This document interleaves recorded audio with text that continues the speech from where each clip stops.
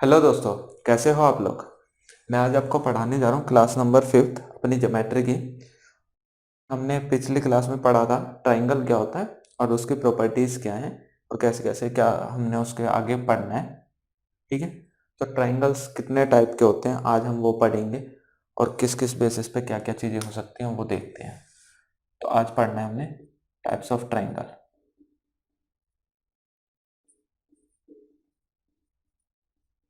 Types of triangle में हम जब पढ़ेंगे तो इसमें दो टाइप्स में पढ़ेंगे।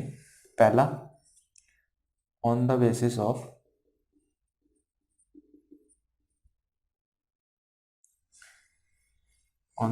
Of length of sides.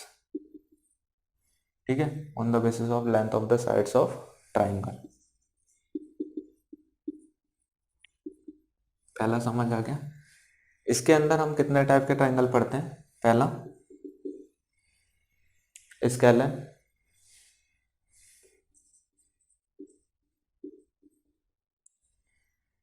विषमबाहु त्रिभुज।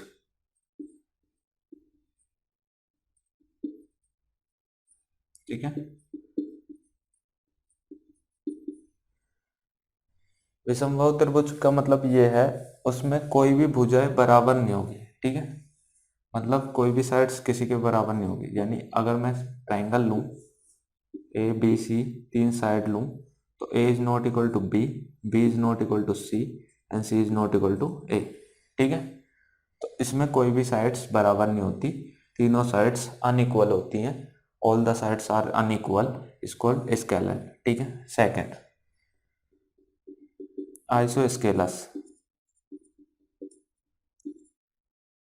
आइसोस्केलस ट्रायंगल क्या है। समद्विबाहु त्रिभुज। ठीक है, यानी सम का मतलब समान, द्वि का मतलब दो, समद्विबाहु त्रिभुज। इसमें दो भुजाएं आपकी बराबर होंगी, तीसरी अनइक्वल होगी। मतलब अब अगर मैं ड्रॉ करूं ए बी सी, यहाँ पे A is equal to B but not equal to C. ठीक है, दो भुजाएं बराबर होनी चाहिए, तीसरी भुजा बराबर नहीं होनी चाहिए। ठीक है, तो वो क्या होगा, समद्विबाहु त्रिभुज हो जाएगा। तीसरा आता है आपका इक्विलेटरल ट्राइंगल, समबाहु त्रिभुज। समबाहु त्रिभुज क्या है। समबाहु त्रिभुज वो त्रिभुज होगा जिसमें सारी की सारी साइड्स होंगी उसके बराबर होंगे। यानी किसी भी ट्राइंगल में ये और ये तीनों साइड जो होंगे वो बराबर होंगे। जो इक्वल टू ए लिख दिया या के लिख दिया हमने, जिस भी फॉर्म में लोगे वो तीनों साइड्स क्या होंगे, बराबर, equal. All sides are equal.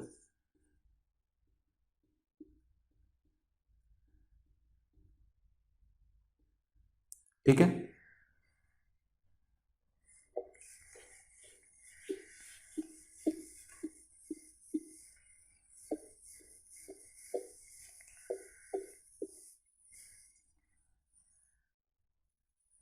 Second आता है आपका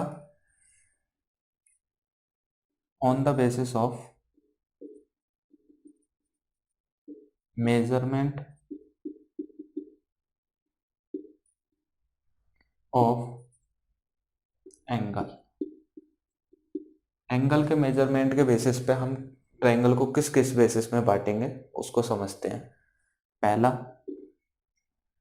acute angle triangle.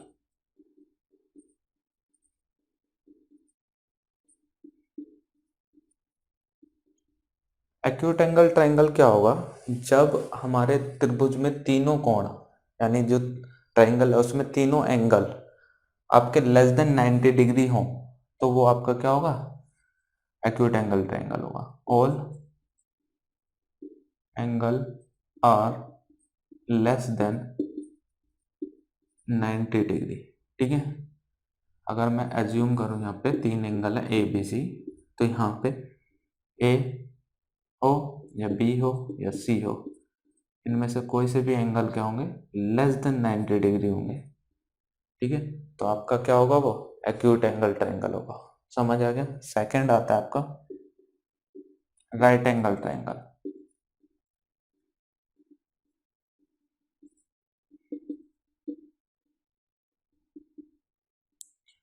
Acute angle triangle को बोलते हैं हम न्यून कोण त्रिभुज। इसको क्या बोलेंगे? समकोण त्रिभुज। ठीक है, ये समकोण है, ये न्यून कोण त्रिभुज है। ठीक,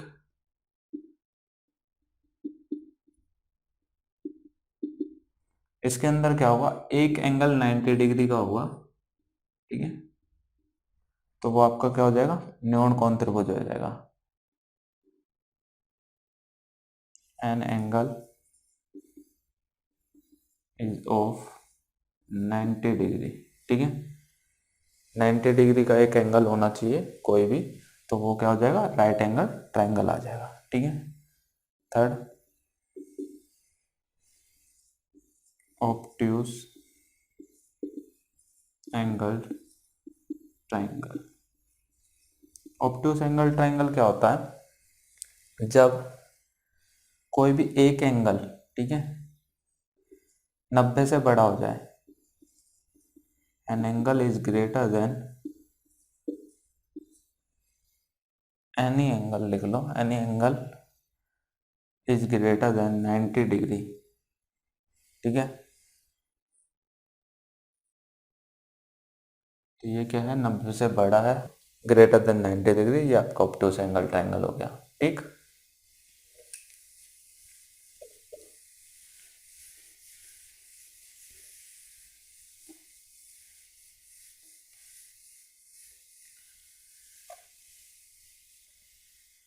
अगर मुझे एंगल के बेसिस पे बताना है कौन सा एक्यूट एंगल ट्रायंगल है, कौन सा ऑब्ट्यूज है, तो हम बता देंगे। लेकिन हमें अगर साइड के बेसिस पे पता करना हो, जैसे अगर मैंने बोला 5 6 7, क्या ये एक्यूट है या ऑब्ट्यूज है, मुझे चेक करना है। ठीक है, एक्यूट होगा, ऑब्ट्यूज होगा या राइट होगा, इनमें से चेक करना है मुझे साइड के बेसिस पे। ठीक है, तो साइड के बेसिस पे चेक करने के लिए हम क्या करते हैं, हमें ये देखना होगा कि जो साइड्स हैं हमारी ट्रायंगल की, ठीक है, उनके बारे में देखते हैं। ठीक, मान लो यहाँ पे कोई एक ट्रायंगल है जिसकी साइड ए कोमा बी कोमा सी है। ठीक है, तो हमारी कोई भी एक लॉन्गेस्ट साइड होगी, इसके अंदर कुछ ना कुछ लॉन्गेस्ट होगी जो हम देख सकते हैं। ठीक है, मान लेते हैं यहाँ पे हमारी जो है ए सबसे, A is the largest side, largest side है ए। ठीक है, तो जो लार्जेस्ट साइड होगी ना, उसका स्क्वायर, उसका स्क्वायर दोनों के स्क्वायर के सम के अगर बड़ा है तो वो आपका होगा ऑब्ट्यूज एंगल ट्रायंगल। ठीक है, क्लियर हुआ। अगर आपका वो स्क्वायर छोटा है तो वो होगा आपका एक्यूट एंगल ट्रायंगल। ठीक, क्लियर। अगर वो बराबर है आपका तो वो आपका हो जाएगा राइट एंगल ट्रायंगल। ठीक है, तो हमें ये समझ आया कि अगर मेरी ए लार्जेस्ट साइड जो भी ए हमारे गिवन होगी, उसका स्क्वायर अगर ये चीज है तो वो ये आ जाएगा। क्लियर है ना। अगर मैं इसको विजुलाइज करूं, ठीक है, मान लो ये मेरा ट्राइंगल है। ठीक, ए बी सी ट्राइंगल है यहाँ पे। ठीक, इसकी भुजा मेरे को ए दी है, कुछ भी वैल्यू दे दो, ये ए हो गई, बी के सामने बी लेंथ हो गई, सी के सामने ये स्मॉल सी लेंथ हो गई। ठीक है, अगर मैं ए को यहाँ की जगह इस पे रखता, ठीक है, तो मेरे ये बताओ, ये बी कहीं ना कहीं ये डिस्टेंस होती होती और सी कहीं ना कहीं ये वाली डिस्टेंस होती होती नहीं होती। तो मुझे पता है कि ए जो है इन दोनों के सम के बराबर है ना। ए जो है वो हमारे इन दोनों के सम के बराबर हो जाती इस केस में। अगर इसको थोड़ा सा भी इधर करा तो ये कुछ ना कुछ लेंथ वो बढ़ेगी नहीं बढ़ेगी। ठीक है, मान लो अगर ये चीज मेरे को सेम रखनी होती तो ये ट्राइंगल सर्कल ऐसे जाता जाता, लेकिन ये सीधे ऊपर जा रही है। ठीक है, यहाँ का ये है, तो ये कहीं ना कहीं ये वाली लेंथ हमारी जो होगी बढ़ जाएगी, बढ़ जाएगी, बी कुछ बढ़ेगा सी भी कुछ बढ़ेगा। या फिर हम ऐसे समझ सकते हैं, अगर मेरे को सीधे रास्ते पे जाना है तो वो छोटा पड़ेगा, सी पे जाना है, और अगर ऐसे करके ऐसे जा रहे हैं तो हमें डायगनली ज़्यादा लंबा पड़ेगा। तो ज़्यादा लंबा पड़ेगा इसका मतलब ये है, अगर बी प्लस सी देखा जाए तो वो ए से बड़ा होगा या नहीं होगा। ठीक, तो ये हमने कर चुके हैं हम। तो b plus C is greater than A हो जाएगा, जो हमने प्रीवियस वीडियो में पढ़ा था उसके बारे में हमें समझ आ गया कि क्या होता है। ठीक है, sum of two sides is always greater than third side. ठीक है, अब हम चलते हैं कि हमें पता करना है कि साइड के बेसिस पे कि हमारा कौन सा एंगल क्या होगा। ठीक है, तो A square is equal greater than equal to, ठीक है, या फिर इन दोनों के हिसाब से चलेंगे। तो हमें अब पता करना है कि जो साइड का बेसिस पे हम बता सकते हैं कि किसी एंगल को, किसी ट्राइंगल को, कि हमारा वो एक्यूट होगा, ऑब्ट्यूस होगा या फिर राइट एंगल होगा। तो कैसे पता करेंगे, तो हमारी ये जो कंडीशन है इस कंडीशन को विजुलाइज करते हैं हम। तो मैंने कहा ए इज ग्रेटर देन ये, तो ए को थोड़ा सा बड़ा ले लो आप। ठीक है, ये बड़ा ले लिया, बी ये हो गया। ठीक, क्लियर, और सी मैंने इसे मान लिया। ठीक, तो ए, और ये मेरा बी हो गया और ये मेरा सी हो गया। ठीक है, तो अब मुझे यहाँ पे पाइथागोरस लगाना है। तो पाइथागोरस लगाने के लिए हमें राइट एंगल चाहिए। तो पाइथागोरस होता क्या है, H square equal to P square plus B square. जहाँ पे एच होता है वो 90 के सामने वाली साइड होती है जिसे हाइपोटेनियस कहते हैं। ठीक है, तो यहाँ पे हाइपोटेनियस लाने के लिए 90 डिग्री का एंगल बनाएंगे। तो मैं बी को ऐसा रेडियस मानते हुए अगर मैं यहाँ से इसको ऐसे शिफ्ट करूँ तो ये ऐसे जाएगा, तब जाके 90 डिग्री होगा, परपेंडिकुलर आएगा यहाँ पे। तो मैंने इसे शिफ्ट करा, ठीक है, तो ये 90 डिग्री आ गया मेरा इस जगह। तो रेडियस है ये बी, तो बी अभी ये वाली इक्वल है साइड, इस साइड के इक्वल है। ठीक है, सर्कल ही तो बनाया मैंने, रेडियस में सारे सर्कल में रेडियस सारे इक्वल होती हैं। तो ये हो गया 90 डिग्री। ठीक है, अब मेरे को ये पॉइंट मिल गया, इस पॉइंट से अब मेरे को यहाँ पे ये ड्रॉ करना पड़ेगा। तो ये क्या हो गया, हमने नई साइड निकाल ली ये। ठीक है, ए डैश मान लिया मैंने इसे और इसमें लगा दिया मैंने पाइथागोरस। तो ए डैश का स्क्वायर इक्वल होगा B square plus C square के होगा। ठीक है, पाइथागोरस के हिसाब से। अब मुझे सीधा सीधा दिख रहा है, अगर हम इन दोनों को कंपेयर करें, ए इतनी साइड है और ए डैश ये साइड है, तो ए डैश जो है वो ग्रेटर देन है आपके ए से। ठीक है, जब ए से बड़ी है ए डैश तो स्क्वायर भी हमारा बड़ा होगा। ठीक है, तो ए डैश का स्क्वायर जो होगा ग्रेटर देन होगा ए स्क्वायर से। ठीक है, अगर ए डैश की वैल्यू रख दूं ए स्क्वायर डैश की, ए डैश स्क्वायर की, तो यहाँ से क्या हो जाएगा कि B square plus C square is greater than A square. तो एक्यूट एंगल ट्राइंगल का समझ आ गया आपको कि जो हमारा स्क्वायर होगा, सम होगा, वो इससे बड़ा होना चाहिए। ठीक है, समझ आ रहा है। तो अब हमारी ये वैल्यू हमें पता चल गई, ए स्क्वायर से बड़ी है तो ए स्क्वायर की वैल्यू क्या थी, B square plus C square से ऑब्वियसली बड़ी होगी। आई बात समझ में, नहीं आई? ठीक, तो ये चीज आपको क्लियर हो जाएगा। उसके बाद क्या है, तो यहाँ पे आपको दिख गया B square plus C square is greater than A square. इसका मतलब ये हुआ कि हमारा जो ए स्क्वायर है वो तो कम होगा ही होगा ना B square plus C square से। ठीक है, तो ये आपका क्या हो गई, एक्यूट एंगल ट्राइंगल के लिए विजुअलाइजेशन हो गई। ठीक है, समझ आ गया यहाँ तक, क्लियर है? चलो, यानी आपको ये तीनों प्रॉपर्टी याद करनी है कि राइट एंगल कब होगा, ऑब्ट्यूस कब होगा और वो कब होगा। एग्जाम्पल के तौर पे अगर मैं देखूं, जैसे मैंने अभी 5 6 7 लिया था, तो 5 6 7 सबसे बड़ी साइड कौन सी, 7। 7 का स्क्वायर कितना होगा, 49। 5 का स्क्वायर 25, 6 का स्क्वायर 36। अगर मैं इन दोनों को जोड़ता हूँ तो कितना आ जाएगा मेरे पास, 61। ठीक है, क्लियर है? तो 61 इससे बड़ा है, तो दोनों का जब ये हमें पता है साइड ए स्क्वायर जो है छोटा आ रहा है B square plus C square से। ठीक है, मतलब इन दोनों के स्क्वायर से छोटा आ रहा है, तो ये कैसा ट्राइंगल है, एक्यूट एंगल ट्राइंगल है। आ गई बात समझ में? तो ऐसे करके हम बता सकते हैं कौन सा एक्यूट एंगल ट्राइंगल होगा, कौन सा ऑब्ट्यूस होगा, कौन सा राइट एंगल ट्राइंगल होगा। ठीक है, चलो